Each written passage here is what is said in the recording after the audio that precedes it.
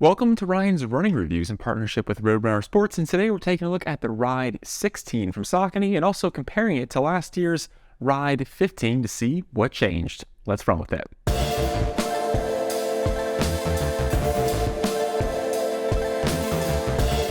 Now, before we get started, I do want to say these shoes were provided to me by Roadrunner Sports. However, no one had a chance to preview this video, and this file synopsis is my own.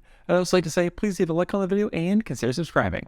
Here we go. The Ride series is their flagship neutral daily trainer, kind of their go-to option that is designed to handle a wide variety of runs.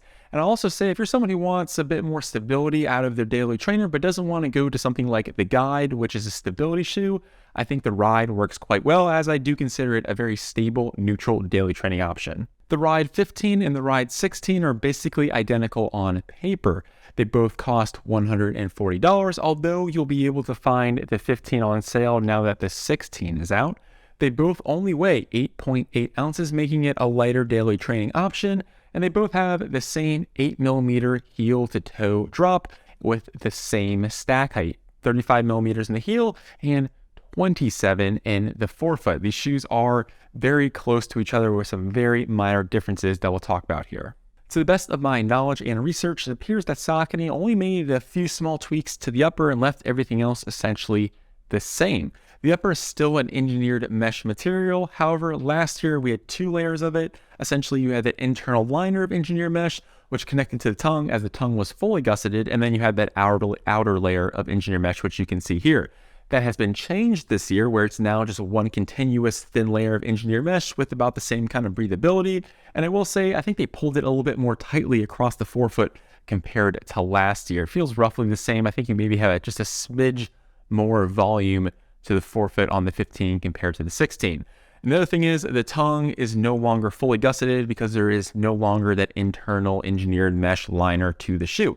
You have two pieces of somewhat elastic material, one on the lateral side and one on the medial side, that keeps the tongue in place. And speaking of the tongue, they did change the shape of it this year. It's more rectangular-like geometry. It makes it wider at the top and makes it feel a bit bulkier, although the level of cushioning and padding is exactly the same or roughly comparable as last year. It's pretty hard to tell the difference. Now, this comes to your personal preference. For me, I kind of like the shape and geometry of last year, as it's not as wide at the top compared to the 16.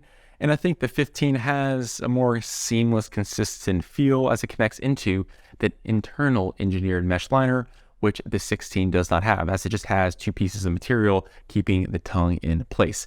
Very minor gripes, in my opinion. It really comes down to, again, your personal preference. I don't think it really moves the needle one way or the other, but it is a change I think I should note. Saucony also updated the lacing system. You had these small ribbon-like cables, one on the lateral side, one on the medial side. It's the gray piece of fabric here. Essentially, you have these two pieces of material. One runs through the midfoot, one kind of pulls towards the back part of the shoe. Saw the same thing on the 15, except it's a red cable. It's a little bit larger and a little bit thicker. Personally, I don't think it really helped, or I didn't really notice it. However, if you look at a lot of Saucony shoes, like the Triumph, the Tempest, the Guide, and here on the Ride, they use a similar structure of support. So for whatever reason, some Saucony engineer somewhere thinks this is an optimal way to lace your shoes. And for me, I didn't really notice it, didn't feel like it helped me, didn't feel like it hurt me. I think they made them slightly thinner here on the 16 because they were somewhat noticeable when you first put your foot into the shoe and first lace things up. You can kind of notice the red ribbon cable, but once you got running, that sensation kind of melted away and you kind of hardly noticed it at all. And I think that's why they did it here on the 16 when people are trying out shoes. I don't think they want to give them anything that's different or too startling, but they still believe in this type of lace structure.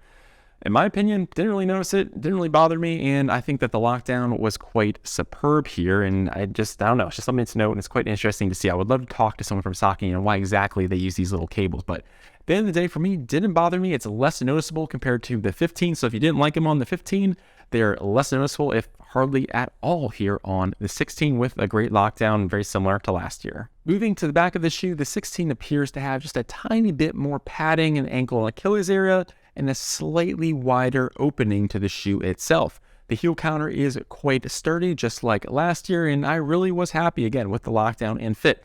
Just like last year, I really like the 15, and the 16 feels very, very comparable. The only minor difference towards the back is it might be a little bit easier to slip your foot into the 16 compared to the 15, but otherwise, again, they feel very similar with regard to lockdown and fit. Moving on to the midsole, it's the same thing as last year, so we can take the 15, move it off to the side, and focus solely on the 16 because really nothing changed here. Now, if we pull out the insert, we still have a surprise, PwrRun Plus, which is one of Saucony's midsole foams like we see on the Triumph. Now, PwrRun Plus is a polyurethane or PU material. It's a little bit bouncier, a little bit more dense compared to PwrRun, which is an EVA foam with some other materials blended in. So you get a nice dual density setup. I think it does a good job of giving you a nice level of added shock absorption. It's not, again, super noticeable. It's not like a massive squishy insert, but I think it does a good job giving you some initial comfort and helps, again, dampen some of that shock while you're running. And like I just mentioned, we have a full-length PwrRun Foam midsole, which is the EVA blended type material. This does run to the firmer side of things. It's not the most energetic or bouncy midsole compound out there. If you do want something like that, go with like the Triumph, which has PwrRun Plus, or the Speed 3, which has PwrRun PB, an extremely light, fun P-backspace material. Gives you a ton of energy return.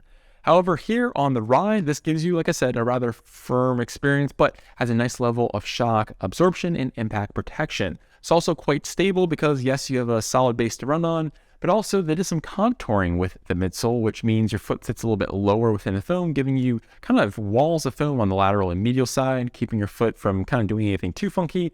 And you have a very large base to land on, a ton of surface area on the forefoot and heel area, giving you a very stable, neutral daily trainer. The Ride 16 is very flexible in the forefoot and helps you notice that moderate rocker geometry, which flows you along nicely. It's a very smooth shoe, and I think it's quite versatile as well. The one thing I didn't necessarily love it for was recovery day or slower efforts, just because you didn't have a lot of soft cushion for the push-in, as they say. Moving on to the outsole, we have the same exact pattern as the 15. It's rather smooth, low pattern. I think it works better on those more conventional surfaces like concrete and asphalt. Didn't have any major issues with it. We saw a big change from the 14 to the 15, which is why the 15 lost so much weight. So the lugs got a little bit more shallow, a little bit more smooth for profile, but I think it works quite well, and I didn't have any major issues. So at the end of the day, the Ride 16 feels very familiar, as it is almost identical to the Ride 15. The only thing that separates them is a couple small tweaks to the upper itself. Yes, the tongue's a little bit bulkier and wider at the top, and we do have now just a single layer of engineered mesh through the upper compared to that internal layer of engineered mesh we saw on the 15. We also have smaller ribbon cables, a little bit thicker on the 15 compared to the 16, as they've been pared back just a bit. And the tongue is no longer fully gusseted. You basically just have two pieces of material, one on the lateral and one on the medial side, to keep it in place.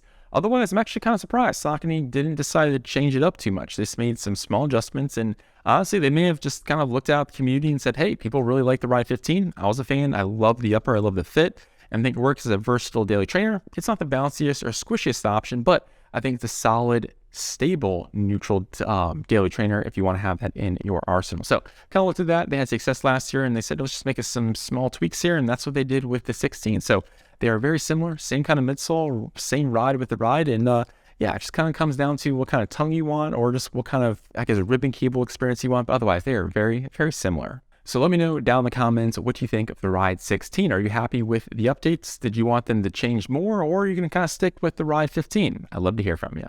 Well, I'm Ryan from Ryan's Running Reviews, and I'll catch you guys on the next one. Thanks.